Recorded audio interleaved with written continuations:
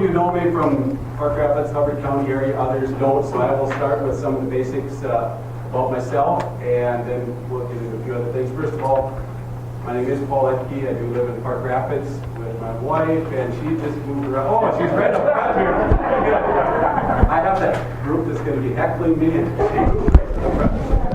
Nancy and I have lived in Park Rapids for the last 23 years. Little family history. We had 2 adult daughters, ages 27 and 30.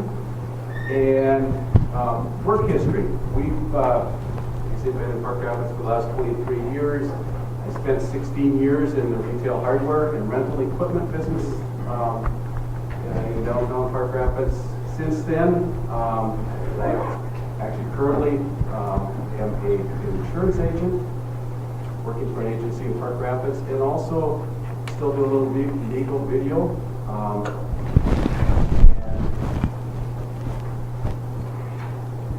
And camera just keeps it up. I'm not used to that camera sticks in my face. But anyhow, a little history about what I've served in and such. I currently am a member of the Park Rapids City Council. I have been since 2009. As I mentioned a week or so ago over in Detroit. My last 2 rounds of the election, actually the only 2 rounds I've been for election, had a challenge. I really like that style of election, but now I know it's going to be different this year. We've got an established candidate, and so it's going to be a lot of work, but I look forward to that, engaging in the issues and everything that's going on currently in our state. In addition to the City Council, I've served on a number of local organizations. I still serve on the local DAC board, which is winding down. I was chair the previous 4 years. Been on, a number of boards, both locally and tri-state area, Minnesota and Dakotas. And so we've gained a lot of knowledge, and the boards are a lot smaller than trying to go to St. Paul and work with the full Senate. But together we're working with 8, 9, 10 people, and working in those groups to hopefully do some good. What brought me to this point?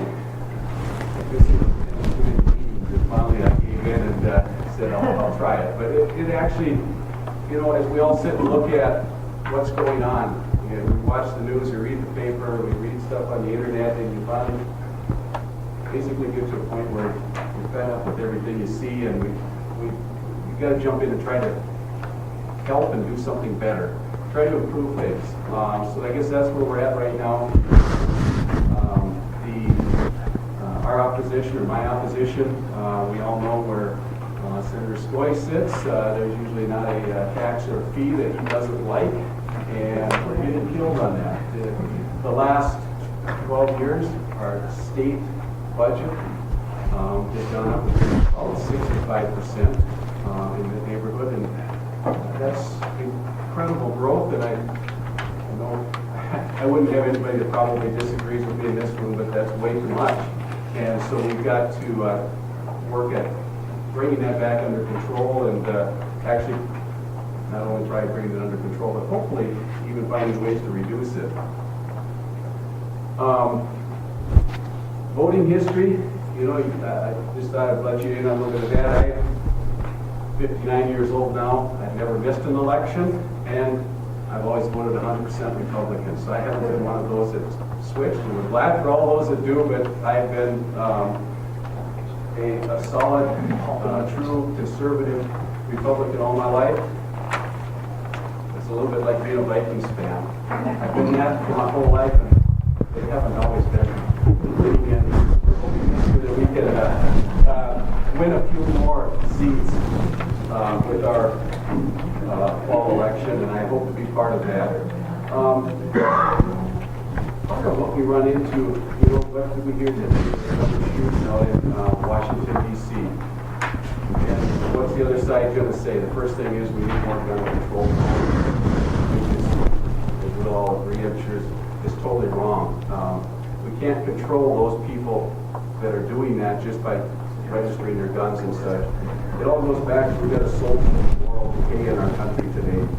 And we need to go back and start working on how can we help out the family units, mother and a father in the home. How can we even bring God and prayer and some of those things back into our schools? Schools don't even mention Christmas anymore. Those things are horrible.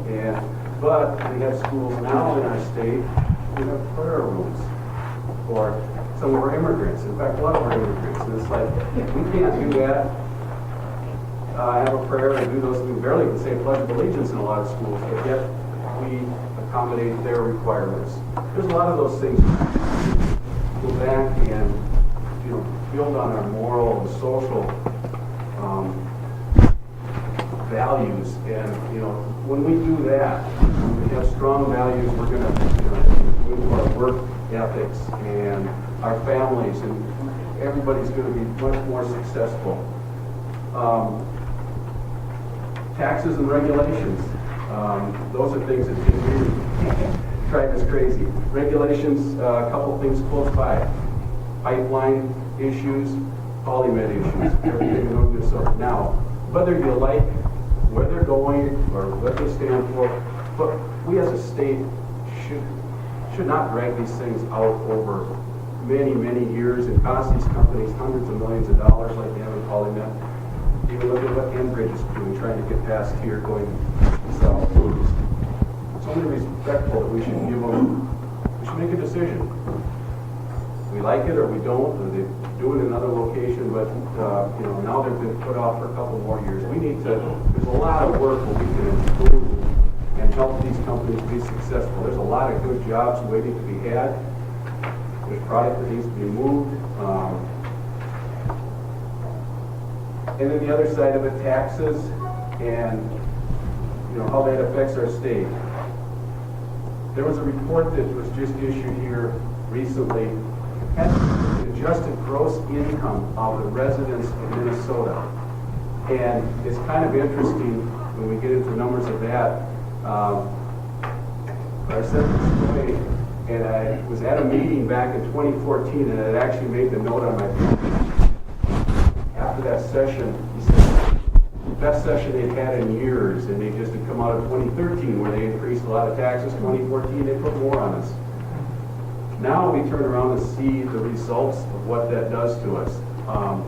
This report, based on IRS data, is adjusted gross income. So it's the money that we are all making and reporting on our taxes. And typically we think of people moving out of state, and this has to do with that number of those dollars moving out of state, that it would be our retirees who can live in Texas, can live in Florida, they can live where they want to and take their money with them. But this was actually working class. 55 to 54 was the biggest chunk. 55 to 65 was second. That's the heart of our wage earners making good money. Up to 100,000, 100 to 2,000, 100 to 200,000. Those dollars between timekeeper. In 2013, we've been averaging for a number of years 350, 400,000 amount of our adjusted gross income that left the state. 2014, after this wonderful, we heard of how wonderful their session was, and it was controlled by the DFL, just short of $1 billion left Minnesota that year alone. There's people that could take their job and move it across the border and still do their work. A lot of people can work from home and make things income, or they can pick up their business and go across the border. Whatever it was, that is a huge amount of money. And those are good jobs because those are people that are spending money in our state. They're employing people, more than likely. And now we have nothing to gain. One of the statistics about that, Minnesota had been gaining, and where it hit the peak and went down was when Senator Scully took office. And it's been sliding since. And they've started raising taxes and fees and everything else that goes with it. That was just a coincidence, but it did actually hit here. So there's a lot of those things that we have as issues as we go forward this summer. And it's stuff you guys all know about. It's what we talk about, taxes and regulations, we can do stuff about it. But we do have data, and we can jump into it. A couple things, transportation. We need to work on that. Light rail in the city versus building roads and bridges out here. Light rail, $100 million a mile down there. What can we do out here for roads and bridges in outstate Minnesota. So it's pulling some of that back out into our area. And I'll just add one more thing that I saw happening just a week or so ago. One in the committees, you need to watch this stuff if you get in the internet. I know Jim does that, watches what goes on in the committees down in St. Paul. They introduced in the Senate side a Minnesota Fair and Affordable Auto Insurance Act. Just what that follows. You ever heard, you know, the Affordable Care Act? You know, and we have friends on the House side here that like keep that under control this year, but yet that's what the DFL is proposing. You know, they keep bringing those things out, just one after the other, so we all have to keep watching them.